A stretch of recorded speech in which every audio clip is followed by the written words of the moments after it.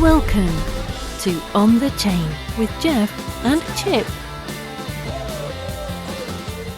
Hey everybody, this is Chip here. Welcome to On the Chain Roundtable. I'm Chip. That is Jeff over there. We got two amazing special guests, legends in the YouTube spectrum. We have Crypto Eri and we have SamIam. Welcome to the roundtable. Howdy, guys. Nice to see everyone. Good to have you guys with us. Jeff, why don't you start us off? I know you have something brewing right there. I can see it bubbling up in your... I definitely do, and I thought, why not just dive straight in, because, we have, two great minds on here in the crypto space, and both of you guys have also delved into regulation, regulatory clarity, anything that has to do with both U.S. Focus on regulation as well as international. And I think this is an amazing place to start. And I think the direction that I want to start on this is really looking at the fact that the U.S. seems to be dragging their feet on regulation, and to really identify whether or not, they're dragging their feet on this purposely, or, if there's something else going on, behind the scenes, while the rest of the world seems to be taking advantage of that and gaining a little bit of momentum in specific countries. So I thought that'd be a good place to open up. And then we can even dig into some of the, more specific bills. I pulled up a list of bills that are being proposed right now in front of Congress, so we can get into that a little bit later.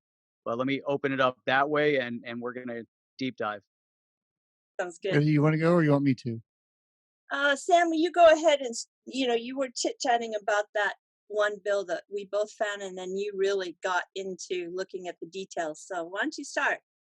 So, my opinion is the U.S. is kind of in the late stages of empire decline, and we're seeing that with the monetary policy, all the repo stuff. That the day that was announced, that he came out and said, "Oh, this is definitely not QE." I tweeted, when Powell says it's definitely not QE, it's definitely QE, and sure enough, they've since come out and admitted it, and now it's expanding to, the Fed's balance sheet is going to grow beyond it. It had been climbing and climbing, and then it leveled off, and then they had been offloading their balance sheet for a while. Well, by sometime in January, it's going to surpass where it leveled off. So it's going to be a new all-time high. And if you listen to Peter Schiff and others, they don't have any choice. They can't do negative interest rates, not to the degree that they need to breathe fire into the economy, because we still have cash. You'd have to have a cashless society to do that in the first place. And we have this Maxine Waters lady that's regulating cryptocurrency, and she's calling it Bitcoin. It's like, are you kidding me? You're serious? These are the people that are in charge of our financial future, and it's like they're clueless about how important it is and how much they need to get their act together and make this happen.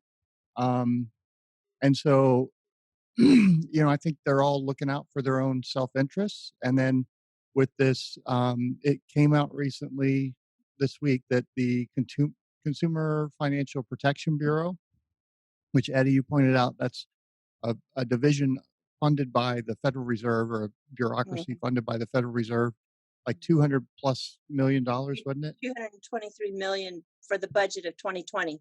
Yeah, it's just crazy. So they, out of the 2008 collapse with Dodd-Frank, they were given a mandate to bring transparency to cross-border payments, fees, and FX rates. And it started off with a 5-year extension. This was passed in 2010, automatic 5-year extension on that requirement. But that, it gives them time to figure out, what do we do? And then that comes up, and, we're going to extend it for another 5 years because it would negatively impact banking customers, or I forget what the exact excuse was. It's in the video I just did on it. And now, it actually says from Congress, like Congress gave them this mandate, make this happen. And they also said, no more, you can do one extension. So you get the 5 years. If you want to extend it another 5 years, you can do that, but that is it. Don't extend it beyond that. So what they're doing is, well, they're going to let it expire, but they're going to change their definitions and requirements and so forth to where they just they grant a permanent exception for the big banks and for the small banks. And the guys in the middle really, like, I don't know if I can use the terminology I want to here or not, but they bend over and take it basically because they have to jump through the hoops. So that means, either their business is going to be big enough that they can absorb those costs, and it's not for most of them. So that means they're either going to offload that business or they're going to have to stay under the cap. And of course, if you're a bank that's right near the cap, wherever they set it right now, it's 100 cross-border payments or wire transfers. They're Right. talking about setting it to 500. Mm. They've got proposals for anything from 200 to 1,200, and then all kinds of other, well, let's base it on revenue. Let's base it on percentage of transactions. Let's base it on that. Everybody's got their own opinion, and it's like there is no one right answer. But it's just, it's ridiculous. They've had 10 years to do this. We have Ripple that is a solution that can solve this problem. And now we have MoneyGram. And of course, MoneyGram's doing their back office using XRP, basically using their settlement network and RippleNet to tie those two together and be able to settle either through their payment network or settlement network or through ODL. So there are solutions there. Are they robust enough to replace correspondent banking? No, I agree with the banks, but the banks are acting like, oh, it's doom and gloom if we don't, get this exception permanent. And of course, the big banks had the Congress people who are in their pocket and on their payroll and getting 5, 10 grand, 25 grand to their PAC for their reelection. And when they're out of office, they'll get a consulting job where they're paid $250K to not show up and do anything unless they need to pick up the phone and call somebody to try and make something happen for the company. And it's really just it's corruption. It's bribes is what it is. It's kind of like a implicit understanding that, and it happens across the board on all these industries. And it's just that's why I talk about it. It's the end of the empire. It's gotten so corrupt, and the same thing happened with Rome. In its final days, it got so dysfunctional that it couldn't make anything happen. And we have these other areas in the world where they're creating sandboxes, they're granting exceptions. This Ripple got its foot in the door with Canada, and I forget the bank's name, but it was part state-run, part private bank, and they granted them a special exemption to come in and start working with cryptocurrency. And that's what kicked this whole thing off. And then they spread like wildfire from there. And so on the one hand, the banks have been working on this because if you look at their steering committee since 2014, you've got some big name banks in there. It's not ready for prime time. I think it will be by the end of 2020, but this mandate runs out in the middle of 2020. But the rest of the world isn't waiting. And I think end of the day, the U.S. is losing footing, and I don't even think they comprehend the magnitude and the significance of what's walking out the door and what companies are moving to other countries just so they can get some clarity on how do we do our job. I mean, one of the things I covered in the video that I just released, there's a remittance company in Arlington, Texas, that the Consumer Financial Protection Bureau decided to audit. They sent 14 auditors into their office. Now, I doubt they have 14 cubicles just sitting around empty that they're paying rent for. And they stayed for 2.5 months. And one person's job, all they did was verify that the right text is on the receipts, according to, so it would be in compliance with the law. They did that week 1, and that lady stuck around for another 2.5 months. What was she doing? Shopping on eBay? And who was the company, Sam? Do you know who was the auditing company? We have regular audits too. We have compliance at my company as well. And man, they are looking for everything, especially when it was like Daltex. I forget the name of it, but and that was the other thing. It's like the lady that was writing the response to the committee said, you know, when we work with the state auditors, they come in and they help us. They're there to be, you know, they want us to comply with everything, but they're there to help us. You guys took this gotcha approach and wouldn't tell us what we were doing wrong, how to fix the things that we were doing wrong. When we showed you what we tried to do to address your concerns, you didn't, you just told us, no, sorry, that doesn't do it. And it's like, what, and this thing cost taxpayers at least $250,000. And that's just one company. It's so ridiculous and so dysfunctional at this point that, yeah, I think it's a lost cause in a lot of respects. So here's the question on that one. And, Crypto Eri, I think this would be good because, a number of, it's almost a year ago, I think we all, we got together and we made a video on the Token Taxonomy Act and how important the Token Taxonomy Act, will be to regulatory clarity. I think there's a kind of a perfect, time based on what, Sam is saying. If we look at some of the bills that have passed through Congress, right? So some of them have passed the House and now they're sitting waiting in Senate.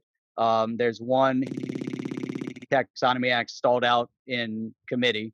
So it got to the Financial Services Committee. And like, Sam just said, the Maxine Waters doesn't even know can't even pronounce Bitcoin, but you have the Financial Technology Protection Act, which was passed the House. They have others, the Safe Harbor for taxpayers with forked assets. That was an act in 2019. It's interesting though, as you go down the list, other than Darren Soto, who's a Democrat, it seems like there's a clear divide in terms of Republican, Democrat, Republican supporting, trying to find a way to move digital asset forward, and Democrats finding every way to block it. And I think the latest one, let me pull it up here. The latest one, well, they have, and I don't know if this one isn't it. Hang on a sec. Here it is. So Managed Stable Coins are Securities Act.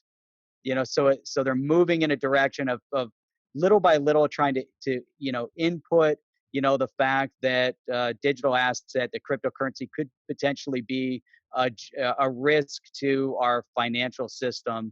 That's the Democrat take on it. The Republican take on it is we want to, stay ahead of the curve, and we want to make sure that, the U.S. is still number one in technology. What are your thoughts on that? If you take off what Sam said and based on all that. Well, it's frustrating, right? I mean, everybody feels frustrated, and it's not uncommon for those bills to sit for years and sometimes never even go through the final process. The point that you bring up that the Democrats are leaning towards more of a negative stance on crypto, I hadn't actually caught that or had noticed that before, and I'm kind of surprised. But then again, I think it's just based on not being educated on the space and just lack of information. And also, you have to put a lot of blame out there on mass media. They are painting a picture of this space in a very, very poor way, and it's unfortunately the people who are covering this space don't know what they're talking about. So yeah, we've just got multiple problems here, and it's frustrating. And I know sometimes even when we know that we as taxpayers have the ability to make comments on bills that are going to make big changes in our system, you just sometimes feel completely voiceless. thanks for your input. We'll take that under consideration. Yeah, and so I understand there's a lot of people who feel like I can't be wasted for my time because nobody's going to listen to me anyway.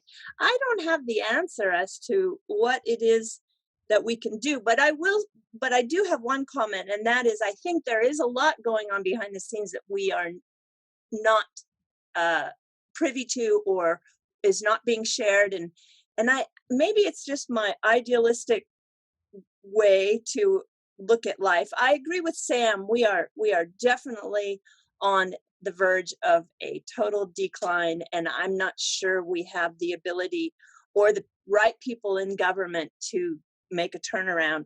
But I do think there is something going on in terms of regulation that is a lot more than we see on the public side. I really do think that. And I think that's primarily because of Libra. It really put a shot in the arm. That's a great point. Yeah, I think Libra definitely was a wake-up call. They're still, very much afraid of what Libra means. To the point where they're trying to pass, legislation. And what was the latest act? I wrote it down. I forget the exact bill that they're trying to propose, which will make it almost impossible for a technology company to get involved in financials. And so it's interesting because, again, and who's proposing that? Why they're proposing it? And I see, throughout all these bills that have been going through, again, that are, passing the House, a lot of it has to do with making sure that they adhere to, anti-money laundering and, AML concern, as well as making sure that digital assets aren't utilized for any form of support of terrorism. That seems to be, a major issue. And those are the ones that have passed through the House. Everything else in terms of promoting business and promoting the space or innovation, right, seem to be stuck.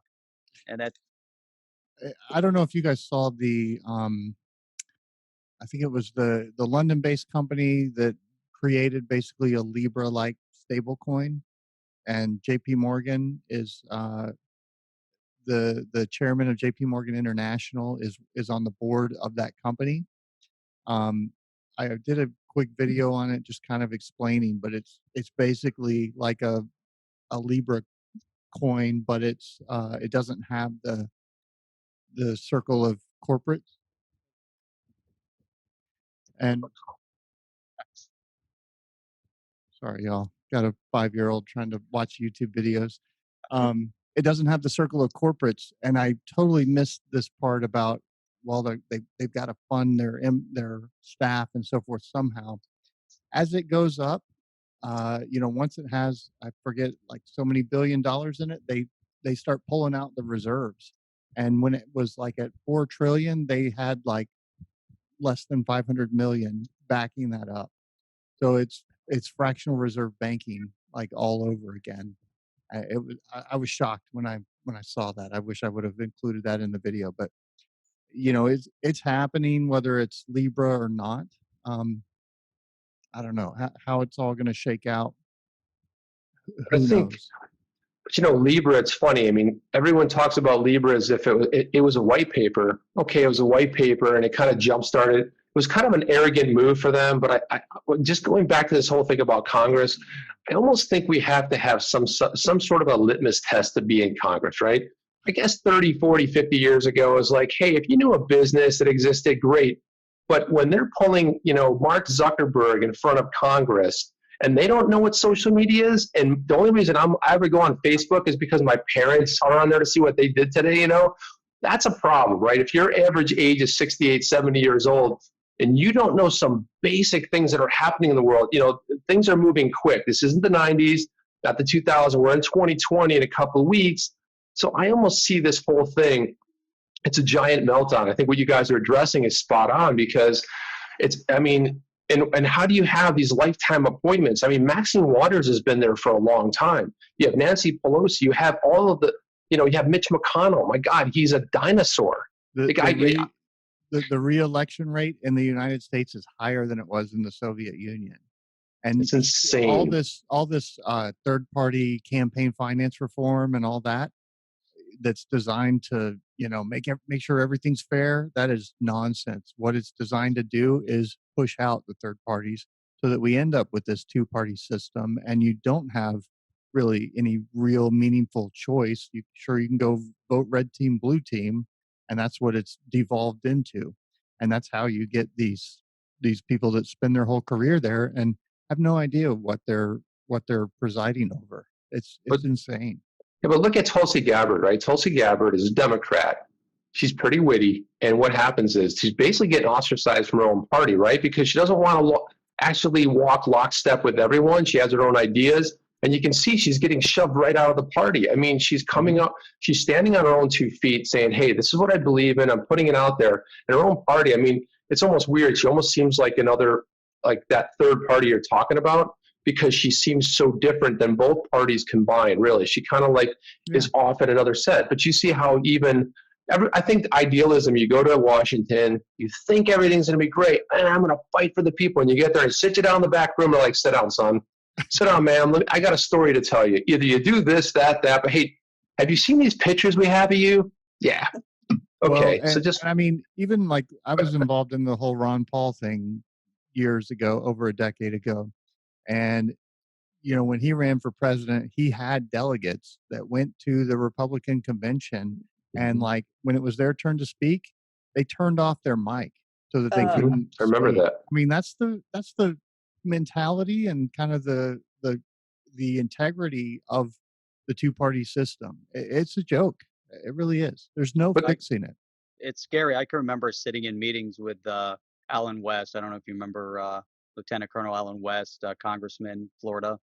So, you know, I remember one meeting in particular. There might have been maybe 10 people in this room in this meeting, and and it was interesting. There's one person that stood out, and it was a Democrat handler. And so this person's entire existence, their role was to follow and make sure they attended every possible meeting and function that Alan West went into, just to capture any type of a gotcha moment. And that's it. And they were constantly there recording, trying to get video if they were allowed to, you know, recording audio, taking notes. And it was just interesting, you know, seeing the interaction, because at one point, you know, there was an interaction between Alan West and this individual, you know, basically saying, hey, you know, I know why you're here. You follow me everywhere, you know, and so why don't you put this down in your notebook, you know, and that's, you know, and it's to Chip's point, you know, there's so much going on in that space politically, you know, to where they do push out those that go with an objective of getting things done.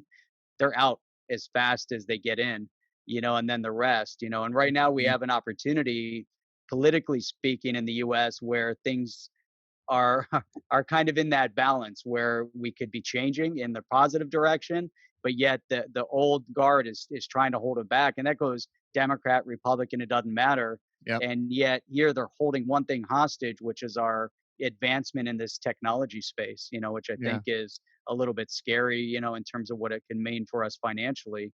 But then we look at a country like Japan, you know, and look at what's happening over there. You know, I mean, they're so far ahead technologically, and they have been for a long time. You know, where do they fall in regulation? What's going on over there? Well, the reason why they're so far ahead is because they were so far behind in regards to negative interest rates, and they had they slipped from the second largest economy to the third largest economy, and the banking system is completely broken in terms of, especially the local banks. Of the 145 small regional banks, 90 of them are in the red, and I know that there are some efforts to create a consortium that they can all share that technology to make themselves competitive and be able to survive. But and this is an aging society, so this country has had a lot of difficulties after the burst of the bubble that the United States did not experience. The United States has been in a very privileged position for a long time. So their back was up against the wall, and Japan didn't have any other choice but to embrace cryptocurrency because they saw it. They have some smart economists. They have some smart people in this country that saw this could be a means to actually save the economy. And if we handle it correctly, we'll be able to do these STOs, do derivatives, create more cash flow in the system, and also provide the population another option or another means to be able to do something in terms of investment to help people through their retirement, because it's having the same problem that the United States is having with the Social Security. There's just not enough young people to support the system. So it's going to be, what do you do? Well, so I guess my point is that Japan didn't have any other choice but to go forward in regulation, and they saw it as a means to try to save the economy. That's good. And where do you think it goes from here then? They will continue to embrace it, and it'll probably be in a way that is positive. I don't like the fact that they banned the privacy coins, because I'm a big privacy advocate. And I understand XRP is totally a different use case. And I totally understand that it's best for them to stay compliant. But I don't want to see all of the privacy coins be banned, because as a person who believes in the right of privacy, I think that's a very slippery road to go down. So I'm unhappy with that particular regulation that they put through. But I still think that the people who are at the power of regulation still have their sights on doing it for the purpose of being the most competitive country in the world, because they have their back up against the wall. Period. Right. I mean, we're in a part of the we're also in a part of the world that the developing countries are really coming on strong. And I'm not talking about just China. I'm talking about India, and I'm talking about Vietnam, and I'm talking about Indonesia, which has a really young population, and they're really aggressive, and they're very optimistic, and they are going to be a country you're going to hear a lot about in the near future. They're kind of quiet right now, but if you're in Asia, you can see that they are really going to be an incredibly vibrant country very soon. So yeah, they are surrounded by other powers who are excelling so quickly and so fast. I think that Japan in the future, near future, is going to remain very aggressive and very competitive. Yeah, So I have a and that to question. me. Yeah, go ahead, I Chip. was saying, I have a question. So what do you guys think about backed CEO Kelly Loeffler stepping in and taking that interim Senate position? Do you think that's a good thing for crypto? I mean, given her position? Well, I'll just say one thing, and then I want to hear what Sam has to say. It just reeks of, again, when you have too much power in one sector that falls in the hands of a few, that always worries me. So I'm thinking it's going to be good for us on the short term, but it still really smells rotten to me. But I mean, can you dig a little deeper? I mean, so I know the reason I'm asking is I know all this stuff is smarmy. Like it's just, I know what you're talking about, but like dig a little deeper. Like, why do you think this particular, like given her position, right? Because there was a little bit of a struggle, right? The Republicans had somebody who was reelectable, somebody they wanted to put up, somebody they thought would be strong and carry the message. And, the president wanted to, and then, the governor was kind of swayed a little bit because they're saying, no, this is a good thing. And for a lot of different reasons. So I kind of wonder myself, what happened behind closed doors? So what do you think about that? Inner politics, Right. politics. Inside baseball. Yeah. I think there's stuff going on behind the scenes. I don't know what it is exactly or the extent of it, but I think she was picked. She was certainly picked for a reason, not just because she's a CEO and a woman or whatever, but because of who she is and what she's doing. I mean, she went from Ripple to what is it, Binance? She's running the U.S. Catherine Coley. Yeah. Catherine Coley. So she's moved through these positions, and I think. I think there's more than meets the eye, and that's really all I would care to speculate. I don't know if there's how deep the rabbit hole goes on that one. That's the I'm question. sure. Where's the power struggle, right? Is there a power struggle between this deep state that is being brought up more and more, or is it between, the Federal Reserve and, this new guard that's coming out that wants to kind of overcome? Is that the struggle between the old guard and the new guard, so to speak? What are your thoughts on that, Sam? That's a good question. So certainly you have the big banks that are in power right now. It's a top heavy system. They like that. They benefit from it. They don't want to give that up. At the same time, you have MoneyGram and others who are about to take, 40, 60, 80, 90% out of their cost structure and are going to start just eating the lunch of these guys if they don't adapt. So I had one of my people tell me that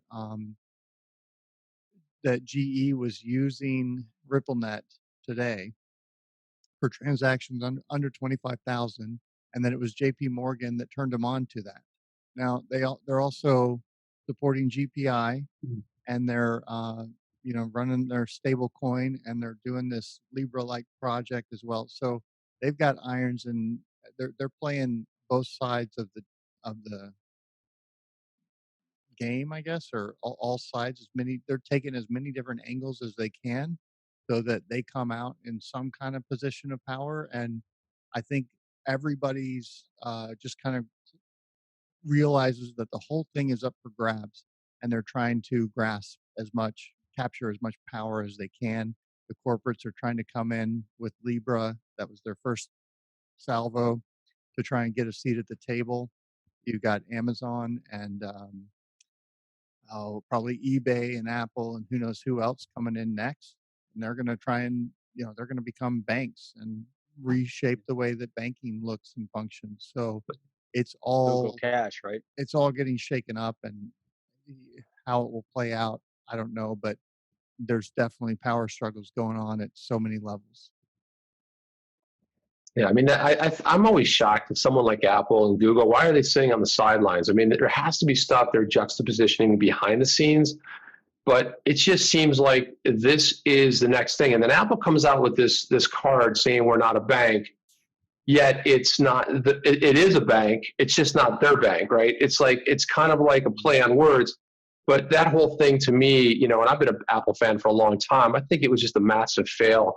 I do like some of the things that are happening with payment. Like, you have Apple Pay, Google Pay, Samsung Pay, which I like. And, Crypto Ed, you've been very vocal about some of the payment systems they have in Japan, which again, I feel are so far ahead of what we're doing.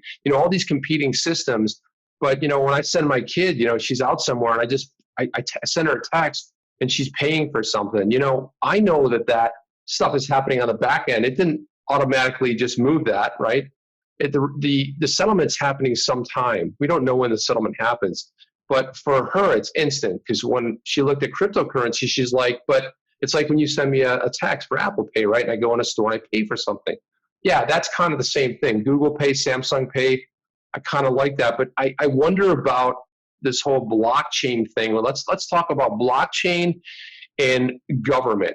Can you imagine that if we started tracking payment of dispersed funds on the blockchain, so it was truly universal?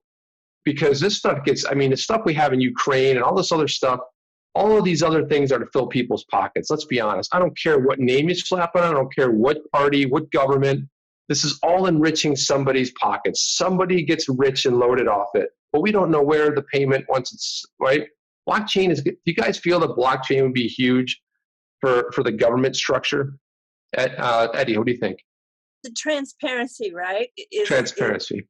Yeah, the transparency would be wonderful, especially for these governments who are really, really corrupt. I mean, I think everybody's corrupt in government, but there are some that are more corrupt than others. I think that's good, but still, I have to tell you, the tracking, when it comes down to the private citizen and what they're spending and how they're spending, I am really uncomfortable with that.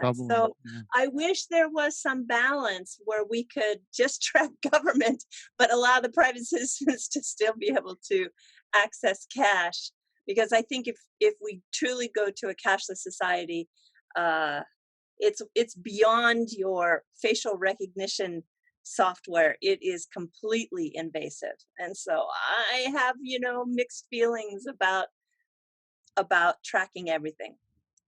And I wouldn't be surprised if the government grants themselves an exemption like they do for everything else. So privacy for us, public transactions for all you, at least as far as we're concerned. If we, want to have a guy in a muumuu sign a piece of paper that says we can see all your transactions, then there you go.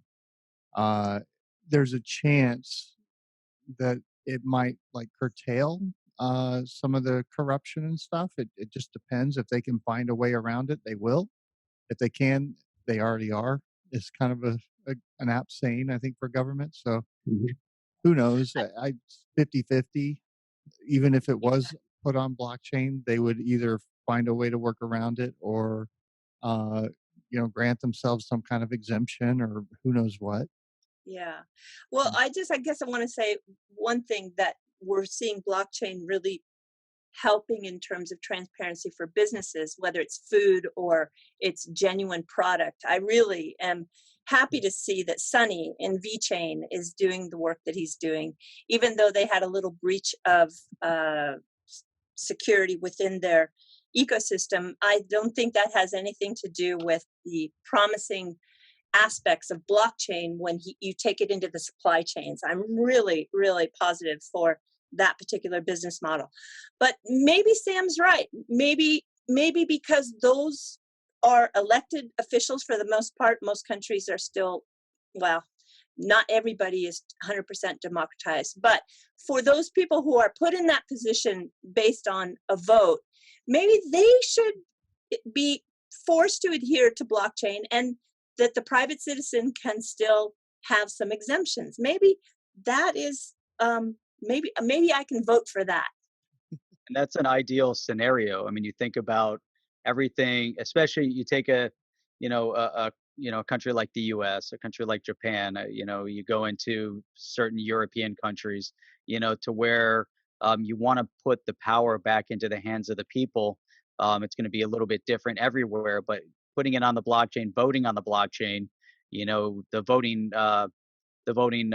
roles on the blockchain allows you to instantaneously, remove people from the blockchain, make sure there aren't duplication on the blockchain. So the question is, it's good for the people, but what's the appetite at the government level to make sure that there is full transparency and accuracy, from a voting perspective, a financial perspective, and also from an activity perspective, to then allow this transparency of every movement that they make, which is only right because there are employees, we elect them to go and do a job, but what's the appetite within government of making that happen? So that's a zero question, Right right? there. There you go, Jeff. Boom. Well, Zero.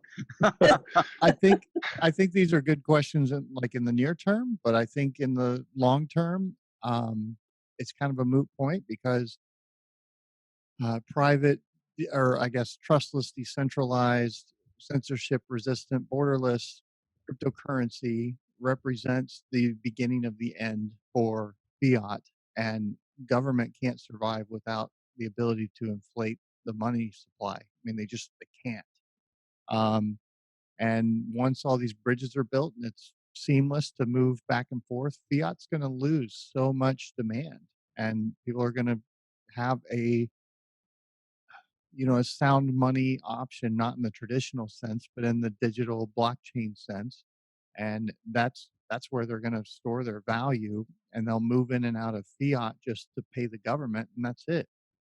And that's going to create some conflict. And at the end of the day, the government's going to have to either drastically change, or what I would prefer, they just cease to exist. Boom. Blow them up. But of course, that's probably decades away.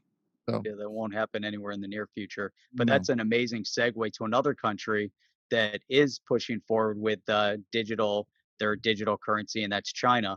We see China, talking about the push for blockchain and digital currency. And what is that all about? Because out of all the countries, that's one that to me raises a red flag, and there's a lot of concern there. Similar to, well, if you were talking about Venezuela, but that kind of fell flat on its face. But I think China's the perfect example to look at for many reasons. We already know their social media. What is it? Their social media profiling. Social score. They have a social score. Social score. Yeah. What does it mean now to have full control over the individual? And it's, what do you guys think about that? I got some ideas. But Eddie, do you want to comment on it? No, because you won't be able to stop me. Go ahead. Please let it go. Yeah, go. Go. A lot of my perspective really comes from the ADV China guys on YouTube. And they give some amazing insights. You have all of these local governments that are so corrupt, and like when one of the big party officials comes through, they go through and clean up all the streets and stop all the vendors. And then once they're gone, it's all back to normal and you can do whatever you want kind of thing. And you have the CCP in there. I think I've talked about how that's why they like Bitcoin mining so much, because you have this liquid asset that's liquid all around the globe coming in, and they're paying out all of it, from the mining to the electricity to the facilities, in funny money that they can just print, and they have been like crazy. So at the same time that there's that big environment, and it's so big and so corrupt that it's like, where do we even start to address this? And there was a recent story on Zero Hedge about a guy who had, what was it, a $500 million in gold in a secret room in his basement, and they put him to death. So I think at some level in the government, maybe at the top, you've got the leader who's like, how do we get rid of this? And he sees this as an opportunity, and maybe that's what's behind it. I don't know, but I think that's kind of just, it's gotten so far out of hand, they don't even know, like, where do we begin to address it? And I think that's probably why they're embracing blockchain. It's a strange place over there. Go ahead. Eddie? It's just more than strange. It's unstoppable. It's only going to get, as a country, it's only going to get more powerful. There's so many aspects. I guess, I'm going to come down to a really simple level. Go to Netflix and watch Broken Mirror. It's Broken Mirror, right? Isn't that the series? I've not seen it. Black Mirror, maybe. Black Mirror. Black Mirror, yeah. And that will really give you a reality check through the form of entertainment, but it'll really show you what's happening and how it is so controlling in terms of being able to, not the fantasy part with being able to have dual worlds but the VR part is actually real. I think if you watch that series, you're going to have a whole new, you're going to sit back and really start to question some of this technology that we're using.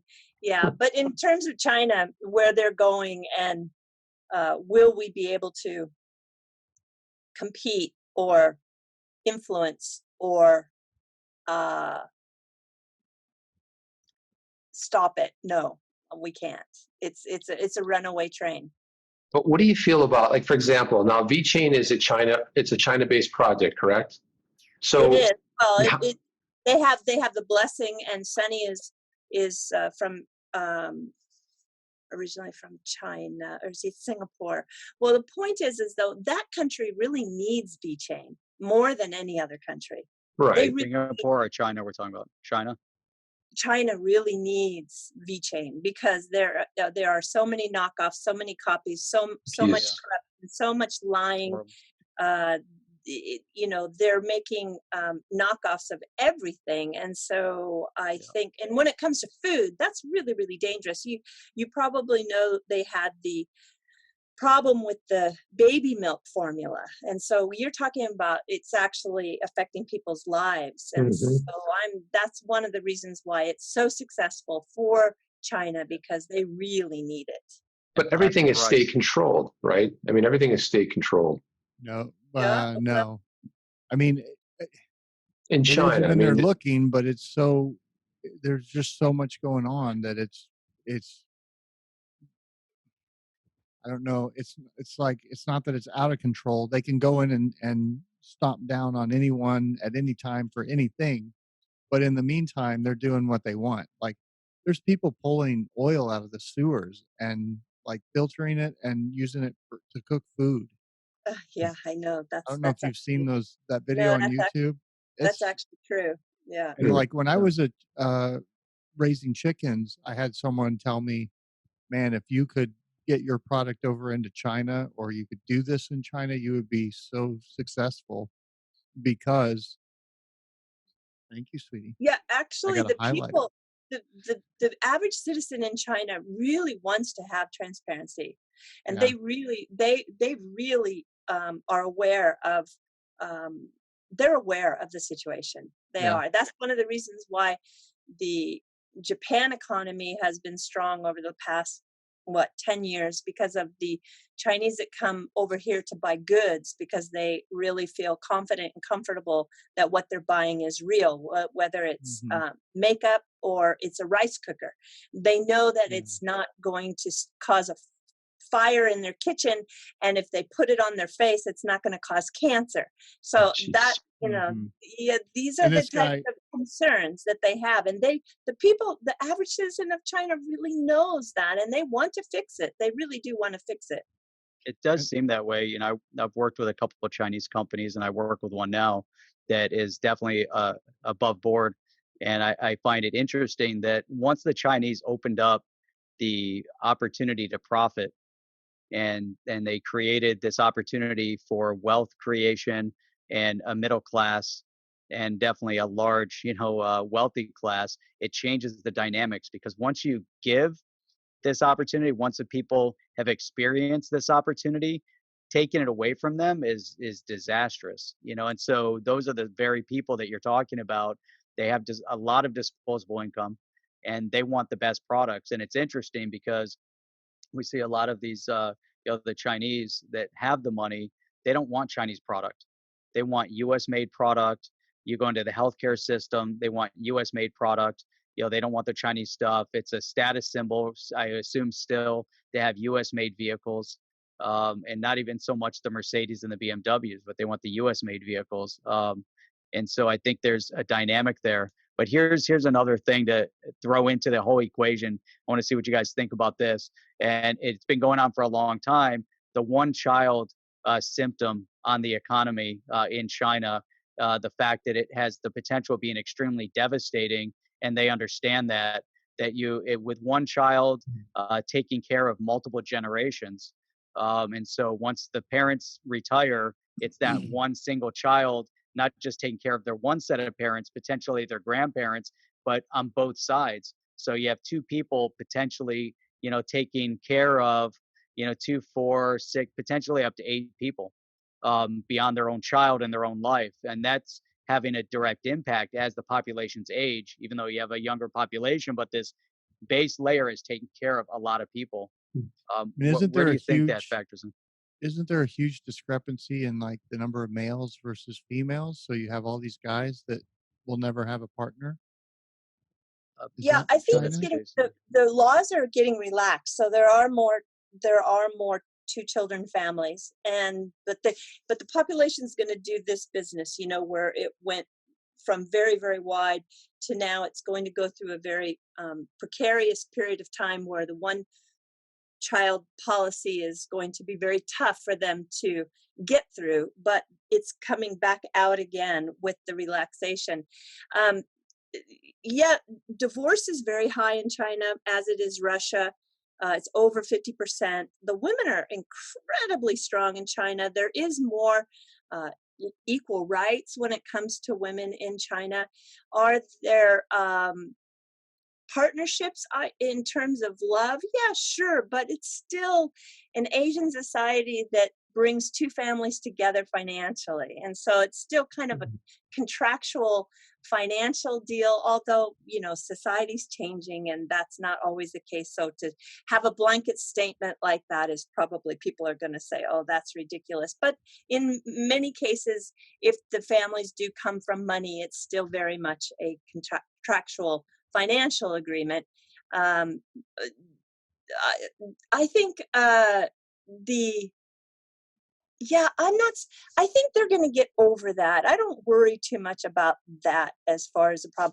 The one thing that I am most curious about, and I probably won't live long enough to see, is how long the government can actually maintain control over a population that size in the way that they do. And what we need to really, I think, look at, and I know a lot of think tanks out there in the world are doing it, but should the government lose power like they are being challenged in Hong Kong right now, how does that look? How does that future look without a controlling entity over a population that size? I mean, maybe that's even worse. I mean, you have to think about how that may look if they do lose their stronghold on that population. Interesting. Yeah, the Hong Kong thing, when I look at that, I'm shocked that it took 20 years. I mean, I really expected the fallout to happen sooner. You know, when they started talking about extraditing, you could extradite anybody. So you did something wrong. Next thing you know, you're in some gulag, some camp, you know, hammering out who knows what, making some of these knockoff products, whatever it may be. I you know, I look at this and I'm thinking, man, we have to be somewhat grateful. I mean, I understand that's a financial hub, and what Sam was alluding to before is that, you know, this Bitcoin is a good thing for China, man. They sell this stuff at will, and who really knows how much, you know, what's really going on behind the scenes. But I mean, this is a really good thing. I'm sure they're knee deep in a lot of these currencies, a lot of these other, you know, altcoins, so to speak, because there's a great financial impact. But Hong Kong really was that financial sort of hub. That was the shining sort of beacon out there that was allowing the world, and everybody was friendly. And all of a sudden, things kind of went a little bit of awry when you start seeing somebody get shot in broad daylight. That video was pretty horrifying. I mean, to see that, and you're thinking to yourself, well, now what happens, right? So the whole idea with Hong Kong, what happens, like Eddie, what you said, when they sort of lose that sort of control that had been in place for so long, now you're starting to see the state come forward and shooting people point blank. I think that's hard for people to stomach. The whole Bitcoin or embracing blockchain and cryptocurrency might tie into what's happening in Hong Kong. If you go and watch that Miles Kwok interview that he did with Kyle Bass, I made a video about that. He points out that Hong Kong is the gateway to the rest of the world, and that's how the CCP does their money laundering and so forth. And as a result, it has devalued the Hong Kong dollar by, I forget what it was, 30 or 60%, something like that. So it's been losing value because they're printing so much money in the yuan and laundering it through the Hong Kong dollar. I don't know all the specifics of it, but that was the basic idea that he put forth. So like they can't give it up, and at some point, I think it's baked in the cards that they're going to break away from China one way or another. I totally disagree with you, Sam. There's no You do? way. Yeah, China has patience of an ox, and they will wait it out. And it's such a small population, 3 million people, right? And only about 25% are politically active, and they're just going to play it out with patience. And unfortunately, I think that Hong Kong has no chance. I disagree there. But that's good. That's good. I That's think okay. they'll pull it off. I think they'll pull it off eventually. And you know, the whole blockchain cryptocurrency might be embracing a plan B for China. Maybe. I would love to be wrong, just as I would. I had a discussion with Mickey B. Fresh in my comments on the video before last, and if it's really good that those opinions can differ, because I hope I'm wrong, both in this case and in the case before. Look at the American colonists compared to the Great British Empire. You had insurmountable odds there, and yet they did it. So you really are an idealist too. Oh yeah, I'm an anarchist. I want as many small, limited governments all over. I want to limit it all the way down to the individual. I want to be in control over my life and my property and my thoughts. That was the original idea. Yeah, and I think most people feel that way. And I think that most people, if they really understood what an anarchist was, they would probably say, yeah, well, maybe that's what I am. I think that poor word has been branded incorrectly, and people just confused, just like they confused communism or socialism. there are aspects of that. And boy, gosh, I had no idea we were going to go so political in this particular. This is deep. XRP. But I think that's. I do have a question though. Yeah. Let's just change up for a little bit. Okay, so let's go back. Let's just, play the music. Right, let's go back to January 1st, 2019, okay? Fresh year, it's exciting, last year before the new decade. If someone were to ask you, what do you think end of year price for XRP would be? Do you think it would be where it is now? Did you guys see something a little bit? I mean, where did you guys realistically see it? $10, like $5-10. Exactly. I saw it at least $3 to $5, and 10 would have been,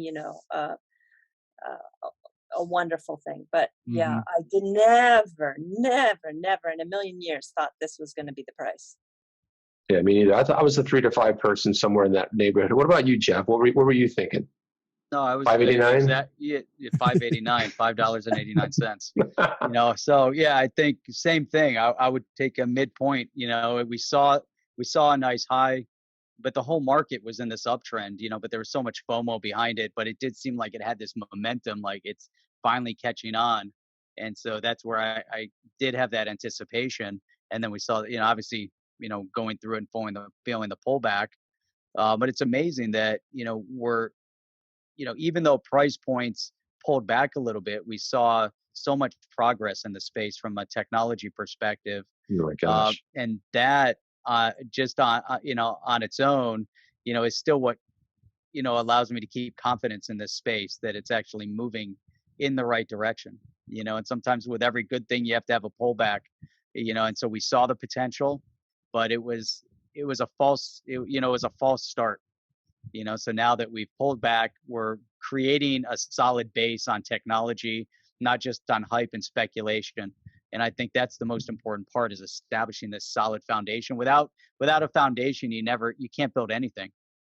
So I think that's important. If it did reach these ultimate heights just based on speculation, I think the other side of the cliff would have been tragic. So end of year 2020 then. Well, I just wanted to put one more point on that, it's been said by a lot of people that the hype went before the technology did, and the hype just got a little bit carried away, but it's catching up now. The technology is catching up, and the foundation is being put in place. And I don't give price predictions. Yeah, no. Yeah, I would. What are you trying to do? I'll comment on that. Not in regards to price, but have you noticed what's changed with Ripple? 2019 was all about signing up customers and getting them on RippleNet. That's what we heard about. And you go back and watch the presentations from 3 months to 3 to 12 months back. They might mention XRP 1 out of 2 times every other public appearance. Now it's that's all they front talk and about center. now. Every single presentation I watch, they're talking about ODL. They're talking about XRP. They're educating their customers. They're educating the masses. They're bringing it up in interviews. So 2019 was about getting to the 300 number, so that they could have the network effect when they are able to turn it up. I think 2020 is going to be all about adding new corridors and building the liquidity. And if you look at what they're doing with MoneyGram, they're actually those guys are there to do 2 things, in my view, for Ripple. Of course, they have their own business that they're making more profitable and revolutionizing and all that. But in terms of Ripple, what they get out of it is a partner that can send as much volume as they want to anywhere in the world, pretty much. And they're also going to have this settlement service where the banks can sidestep the regulations, let MoneyGram do the XRP, do the ODL transaction, and as far as the banks know, it's just fiat to fiat, but it's cheaper and faster and all of these things. At the same time, Ripple is paying MoneyGram for maintaining certain levels of liquidity on a daily basis in all these different corridors. So Ripple is, just by the nature of that agreement, they're incentivized to drive this thing and blow it up and get it self-sustaining as quickly as they can. Because why would you want to pay them for 6 months, for 24 months, if you could do it in 6 or 9 months? And the smart people at Ripple, I know they've calculated this out, and they've tried to, okay, how do we jam as much value in here while we're paying them to build this liquidity for us? So Yeah, and they need the price to rise, right? They need XRP at a certain level in order to make this really work on a grander scale, right? They weren't picturing 23, 24 cents. Yeah, I talked about it. Oh, sorry, Sam. I talked about it in yesterday's video, and that is the high value payments, that the liquidity definitely coupled with a higher price is going to enable them to do those high value payments. I covered that in yesterday's video because I kind of had my own little light bulb moment that went off, and I said, aha, well, not only do we have to get that price up for just the low value payments on a regular basis, like MoneyGram does, that's MoneyGram's business, but for the B2B business, the companies that are doing and that's really overshadowing in terms of the four sectors that are broken down for money transfers, that high volume corridor potential is amazing. That's amazing. And yes, XRP is really the only thing that differentiates Ripple's technology. That's why they are going to focus more and more and more on it, because that is going to ultimately make the company successful. Not just the technology, but coupled with the digital asset is required. Yeah. What do you think about ODL, the terminology change? It seemed like we went through last year, everything was a little confusing, right? We had X current, X rapid, X via, RippleNet, Ripple, XRP. There's all these terminologies being thrown around, and now it's all been categorized. ODL. What do you guys think the significance of that is for the ultimate success of their product? I think they rebranded to what is it, rehone focus on XRP, and the way to do that is not to talk about this cryptocurrency digital asset that the banks still think is for money launderers and drug dealers, but this simple term, on-demand liquidity. That's something they can conceptualize and visualize and compare to correspondent banking or whatever hoops they're having to jump through to perform that same function today. So I think that's what it's about. They've completely changed gears. And if you look at Bob Way's posts on XRP Chat in his book club, he talked about going and having dinner with David Schwartz and others. And David told him, yeah, we kind of put XRP aside for a while. And this was, I don't know, 6 months ago or maybe even more. And he said, and a few months ago, we picked it back up and it's become our focus again. And I think, 2019, that's also why I say that was really about just getting customers onboarded. And now it's about XRP, it's about ODL, which is kind of a Trojan horse to bring in XRP. Okay, so now let's tie together what we started off with, which is government regulation. So we tie everything back together. Jeff, what a downer, man. We're come screwed. on. This is so bad, man. It is bad, I know. And okay, forget about it. Let's move on to something a little bit more fun. But but the lack of government, the lack of regulatory clarity, will it have an impact on what Ripple's attempting to do with everything? Are banks sitting on the sideline because there's a lack of regulatory clarity, or are banks simply sitting on the sidelines because Ripple has been getting their act together and gearing it up and recruiting players? What do you guys think of that, guys? Do you want to take that, Eddie, or you want me to? No, you go ahead. Okay. I don't want to take your wind out of your sail. So, banks all around the world have been working with, testing, trialing, doing proof of concepts with RippleNet for years now. Literally since 2014. You've got major banks using RippleNet and learning about it and talking to Ripple. The U.S. banks, absolutely, they're dragging their feet. They don't have regulatory clarity, but that's not the case. The world's a big place, and that's not the case everywhere. So with a competitive advantage that RippleNet brings of 60, 80%, whatever it ends up being, that is so huge that it's going to start an avalanche. It's just like when I watched Mr. B XRP's video where he talked about a couple questions that he asked David, and one of them was the slow and steady Galgatron theory on price rise, and the other is big jumps. And he said, of course, when investors figure out we're going to see a slow and steady rise, they're all going to come on board, and it won't be slow and steady anymore.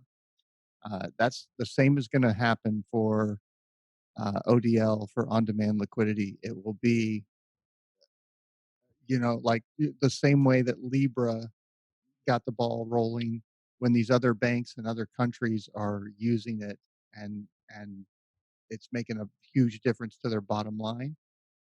It's things will start happening much more quickly. Is that the flywheel effect? What do you think? Oh, we'll be talking about the flywheel effect in a video very soon. Because there weren't enough flywheel videos out there. I mean, it was so funny when I saw your tweet, Sam. You commented on what Eddie had said in her video. Interesting. It was something like, I guess, and you're like, and you were kind of playing off that thing. That was the exact same reaction I have. I'm like, oh, I can't wait to see Sam's video on this. It's going to be a good one. Maybe something in the works. I'll just leave it there. Nice. Interesting. Yeah. The fly in the ointment, All right. So, so it's, I lost track of time. Where are we, Jeff? What is going on? We're good? coming up. We're coming up on about an hour. So we have a little bit of time to nice. hash out some fun stuff. And I thought this would be an interesting time. Actually, I know you probably, Chip, you have something to go through as well, but nothing at all. All right. Maybe. I don't know. I've had nothing. So there's always been a little bit of fun, in this space, different, Sam, I know you like the riddles and, back in the day, and, we had the bears, and now there's this new chicken hawk, and, there's always different things coming out that seem to, whether I don't know where it came from, but, little things like that where it seems to keep a little bit of levity in the space. Are they, these quote unquote, people want to call them insiders with all this extra information. To me, my personal opinion, just keeps a little bit of levity, and try to keep it fun. But at the same time, I could, I feel that it could also be a little disruptive. It's fun, but disruptive to the point where you have new people that come into the space. You have old people that are in the space that are always, people turn to, others looking for looking for a little bit of, I guess, they're looking to find people that are either agreeing with them, so that you feel good about your investment, or commiserating with them because they also made a bad investment, or you have these that are creating a little bit of hype to get more people to invest, which I don't know. I mean, that's where the disruption is. I think it caused a little bit of confusion. Do you have any thoughts on that? Crypto Eri, let's start with you on that one. I want to see what your thoughts are. I'm sure Sam is. Mine's really, really fast and quick. I enjoyed it, and I really miss it, to be honest with you, because I think you need to be smart enough to know the difference between sometimes entertainment or sometimes a possible insider and taking everything as fact. I think it comes and to blame, and for people to blame others for covering that or thinking that was a ridiculous waste of time. Not really. That's part of the whole space. And I think you need to listen to everything out there in order to make a good decision. And so I personally, I miss the Riddler, and I miss those videos. Even though I didn't actually cover them myself, as a person in the space, I thoroughly enjoyed it.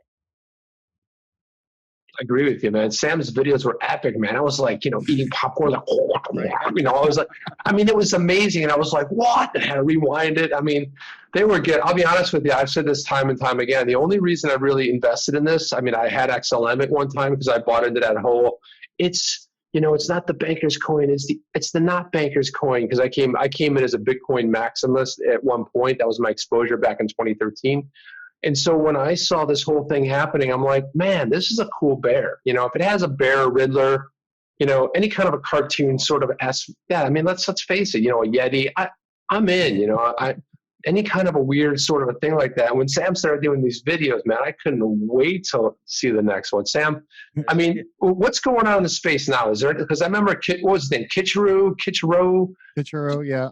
What happened to? There's a handful of people who know, who genuinely know stuff and provide us information and do so more through, I would say, private channels now than public. Mm-hmm. There's a whole bunch of people who are in there just trying to be asses and pretend like they're insiders to, I'm going to fool them kind of thing.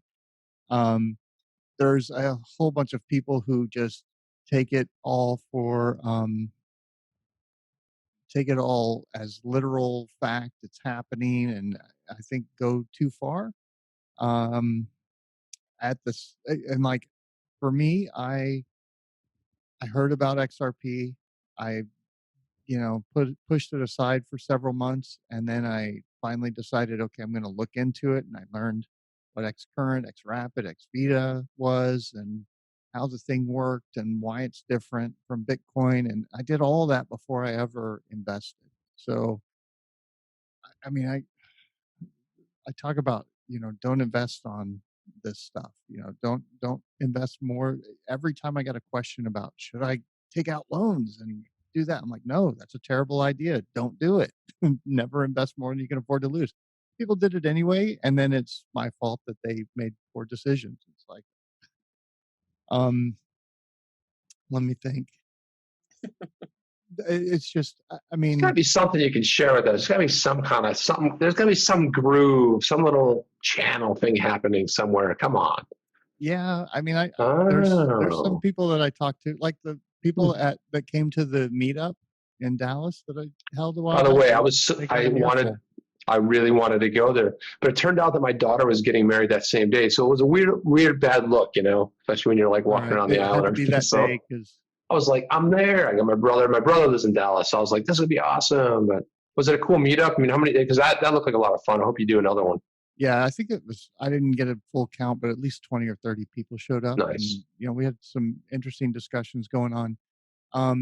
There's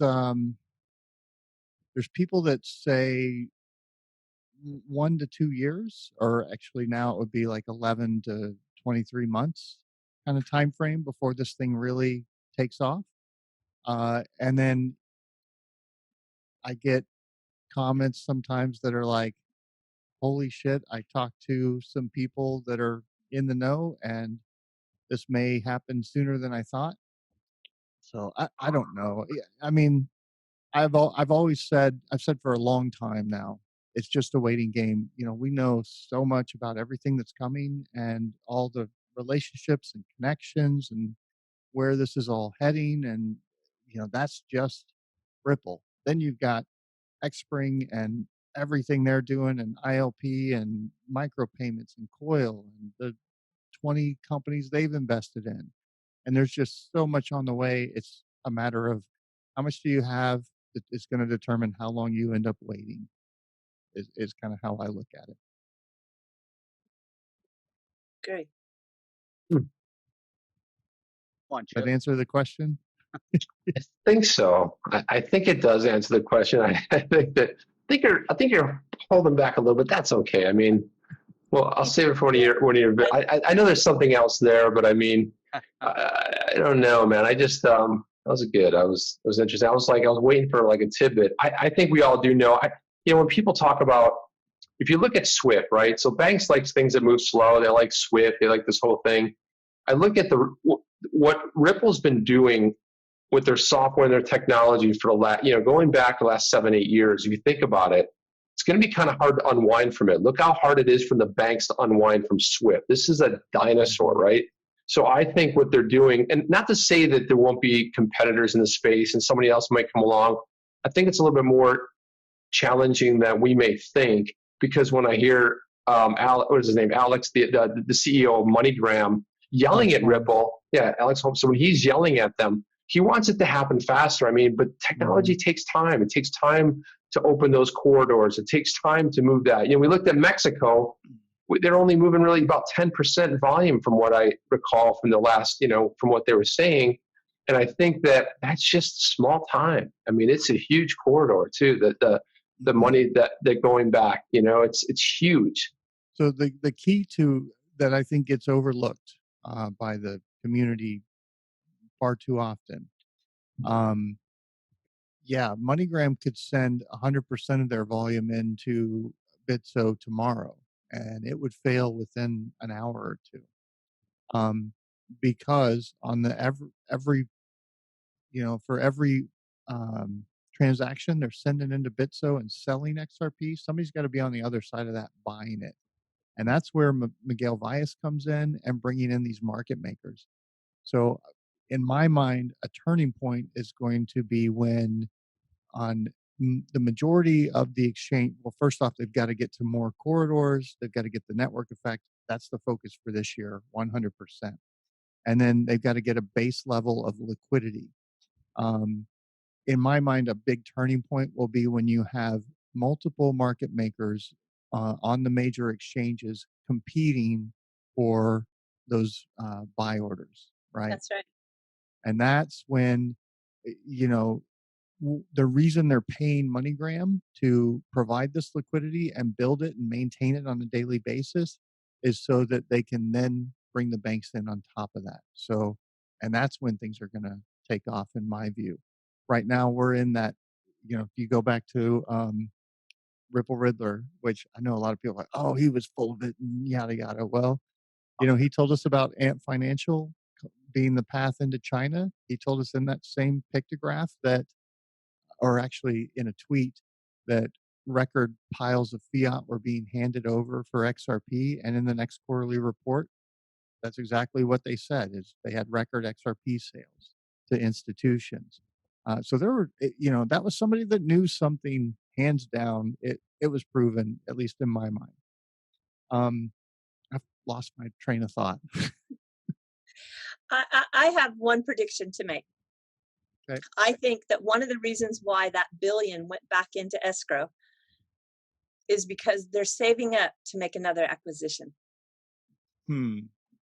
Well, so I would say to that, they have like 6 billion in working XRP in various accounts on the ledger. So there's 50 billion that's locked up. They were only pulling that out really and they also have, 300 million in the bank. So, they're cash rich. They've got plenty of XRP if they needed to actually use it for something, sitting around not tied up in escrow. I think I suspect next month they might use some, like 100 million that they don't put back, but who knows? We'll see. I think they had enough that they're like, you know what? We don't need it. Let's just put it all back. But more specific on that, Eddie, more specific on your prediction, is it, do you see a type of something in the business they might go after on an acquisition type of scale?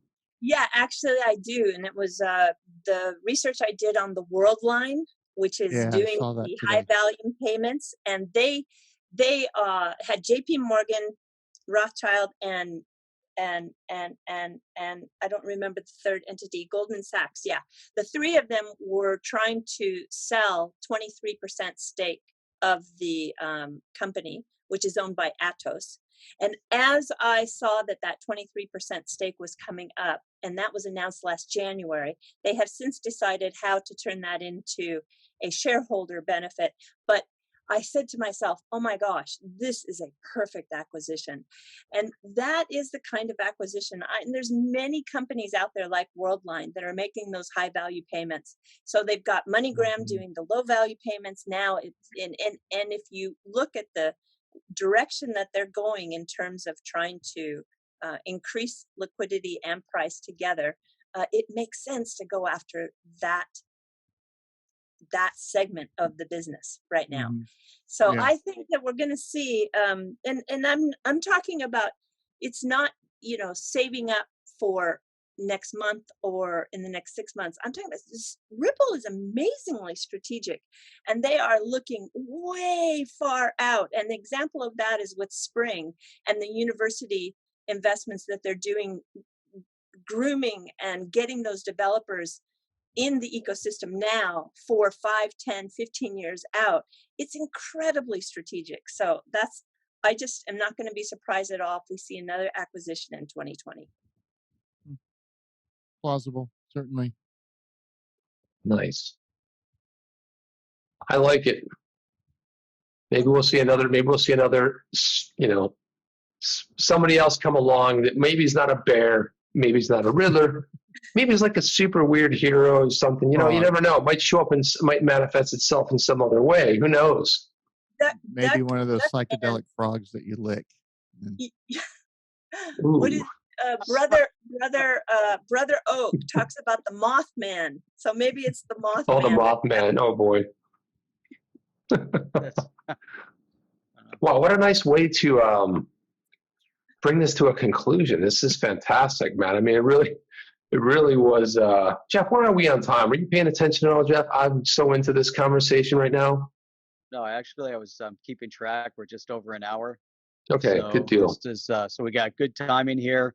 You know what? I thought a great way to kind of bring us into a wrap up. And I definitely want to thank both of you guys for coming on tonight. I think it's absolutely outstanding.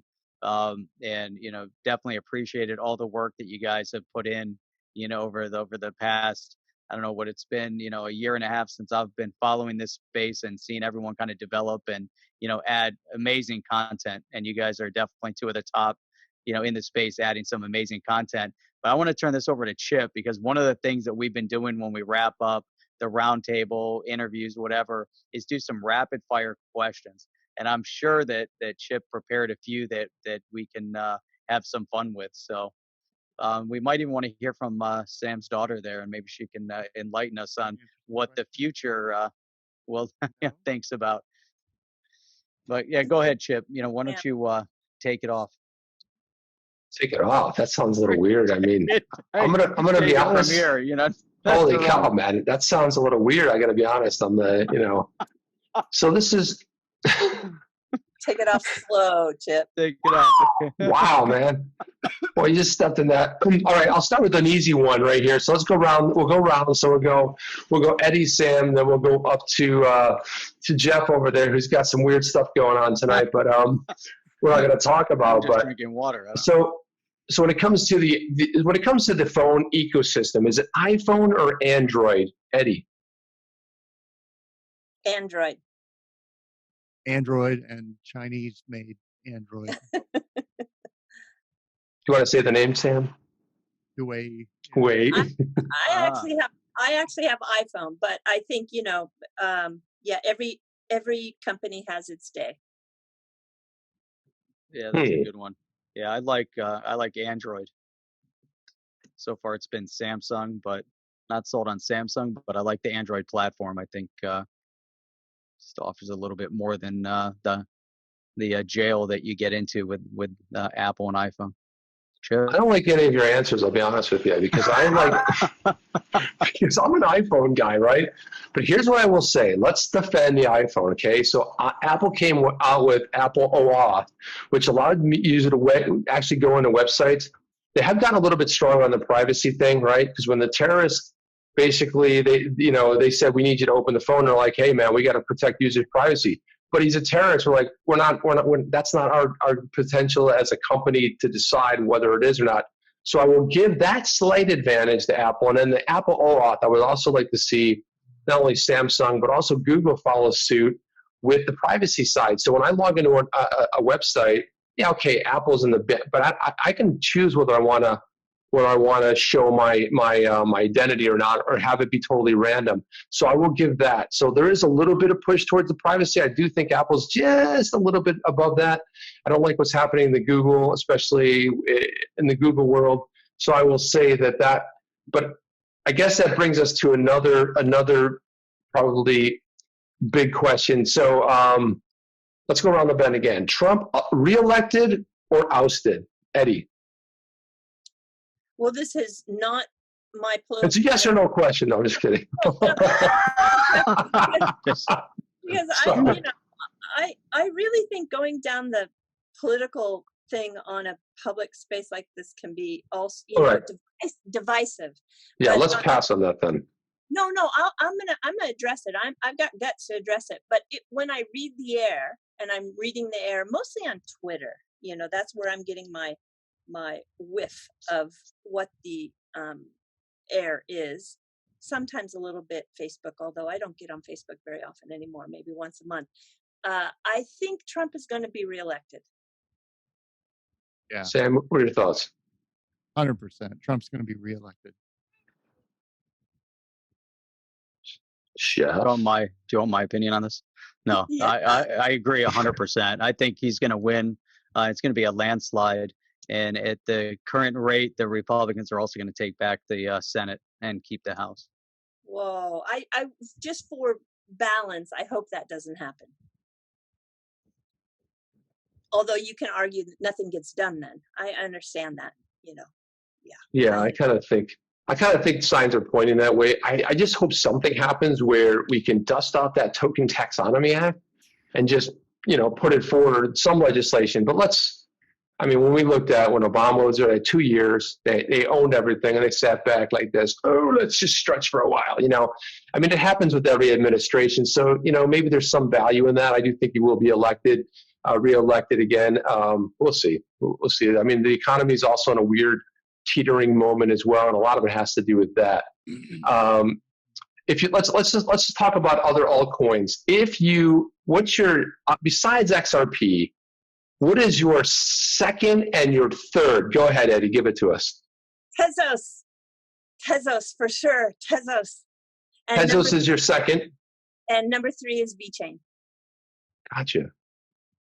Why do you like Tezos so much? Tell us why you're so. Because I think STOs are the next big thing, and the STO platform Securitize, which Spring invested into, and also Mr. Kitao put a 6-0 undisclosed amount into that, and he does have a sense of where things are going, and they are Tezos. The platform is integrated with that.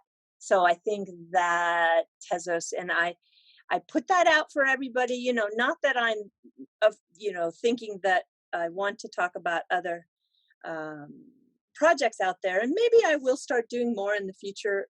I'm not really sure. But the point is I put that out there, and there were a few people who took that little information that I put out there, and I have gotten a lot of DMs that said, thanks for the tip, because I just still, to this day, I still think that it is one of the undiscovered projects out there. Is that accessible on a U.S. exchange?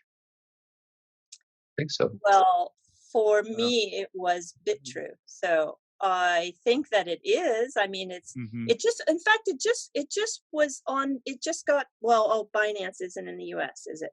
Binance US, yeah. Binance US. But I know that, I don't think it's a project that's hard to find at all. No, not at all. Okay. Sam's nodding off. We got to get to Sam real quick here. He's going under. It's been a long day. I think I woke up at 3 a.m. or something. Oh, sorry about that. No problem. There's several projects I like long term that I kind of pay attention to. Privacy coins, just like Eddie, I think are really important. Monero's the best one currently, in my opinion. I'm really watching Elixir. Just the other night, they're doing these series of webinars online that you can sign up for on their website, elixir.io. They're getting closer to launching their token, their network, and their chat app. The chat helps anonymize transactions along with a whole host of other things. So I think, and it will be what XRP is to Bitcoin. It will be like that to Monero, because it's a shift away from proof of work to consensus. It's built to be quantum resistant from the ground up, and they kind of explained the other night how everything else just wouldn't work that way. It wouldn't work as well. It wouldn't be as resistant because you have to design these things from the ground up. And I've said the same thing about, all of them, Bitcoin with Daisy or whatever it is, and Mimblewimble and Litecoin, and they're all trying to become privacy coins now. And it's like, no, you build that in from the ground up if you really want it to work. I don't think it's a bolt-on thing. Anyway, so, and then there's dozens of others that are, I look for utility, and I look for, is this something that could really change society and move us in a direction towards a more civilized, decentralized, freer society? And if that's a yes, then it's something that catches my attention. I wouldn't be surprised if David Chaum it came out as being Satoshi. I just wanted to say that. Maybe. David Chaum's a legend. I mean, you go back to 1982 in his paper. I mean, it's not a bad guess. I got to give it to you, that one, Eddie. That's a good one. What do you got brewing over there, Jeff? Man, I tell you what, when it comes to projects, I've been focused on the projects, and seeing, where the space is moving. And one that, came about maybe about a year ago and it kind of fell off. I would like to see another project pop up on this, which it has to do with protecting identity and being able to, keep your identity somehow on the blockchain. And I haven't seen anything pop up. I can't remember the name of that project. I don't know why. But to me, it's more, again, it's project based, where, we're going to talk to Keras Chain eventually and look at what those guys are doing for the mining space. And by mining, we're talking about precious metal mining. Can there be they have a digital asset, connected to that? What could potentially be happening within VeChain? I think VeChain is really an exciting project, although, even though it's, stemmed out of China, and we got into that.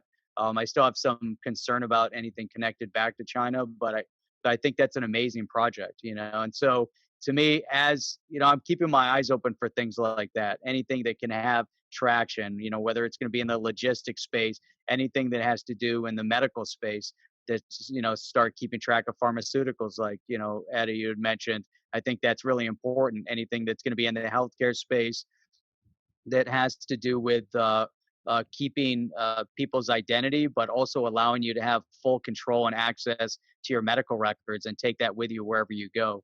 A lot of these things are out there, but those are the projects to me that I'm waiting for, and I haven't seen another big enough project that would equate to what Ripple is actually doing in the space right now. That's revolutionizing, an industry. There's a little talk of it. Maybe VeChain is that next one. I'm gonna have to look into Tezos now because I didn't know much. I hadn't actually heard about it before, so I'm interested to see what they're up to. It's my 3, 12 or 15. Yeah, go ahead.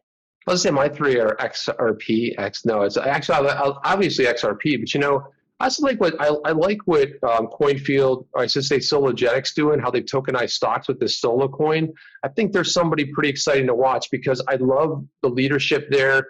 I think they're really bright individuals. I think what they're doing, how they're open sourcing stuff and they're calling developers into the project, I think they're doing all the things right. They're saying all the right things, doing all the right things.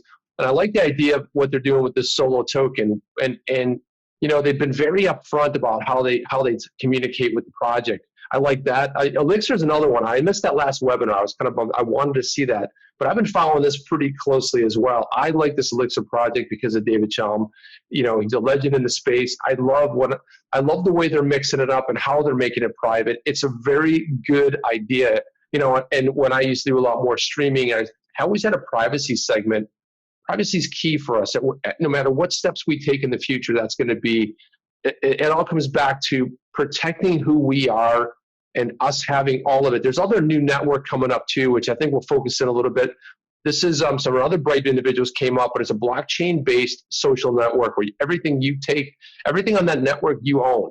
So I think this is another exciting project that we'll probably have to get in more into. I want to do a video on it coming up, but I know that they get the right kind of support. This could be a good project. So we're coming up on time. I wanted to see if we had any parting words. Eddie, do you have any parting words before we call this?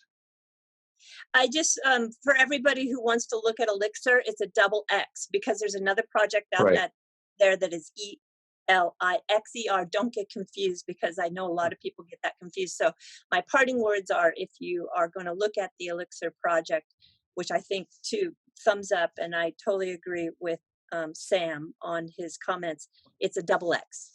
Yeah, Elixir is the network, kind of like Right. The coin has a XRPL, and the coin has Praxis a is the different actual name. token. Yeah. All right. Well, listen, I want to thank both of you for being here tonight. What a great, awesome opportunity to have you guys both in the same time. One of the things I want to say is if you want to learn more about the contributors and learn a little bit more about On the Chain and what we're up to, you can go to onthechain.io. You can certainly find out a little bit more about what's happening. You can sign up there for some emails, which we haven't sent any, and we probably won't. We'll never get around to it, but that's what it's all about. I want to thank you for being here. Jeff, want to take us out? Yeah, I want to say, like Chip was saying, thank you very much for being here. On the Chain, remember that we have two channels. We have On the Chain Live and we have On the Chain. And we're also rolling more and more out. The plan is on podcast as well. So I think that this one's going to make it to podcast. We've got some really exciting interviews that are coming up with Jerry Hall as well. He's done an outstanding job. He hit the ground running, interviewing people within the community and getting really to learn more about them. So I don't want to talk too much more about that. But again, thank you very much, both of you, Sam, Eddie, for being on tonight. And we'll look forward to having you guys back on again soon. Thank you, guys. Discussion. Thanks. Appreciate it. Thanks so much. Are you down with OTC? Please like, subscribe, and click the bell to be notified when the next video drops.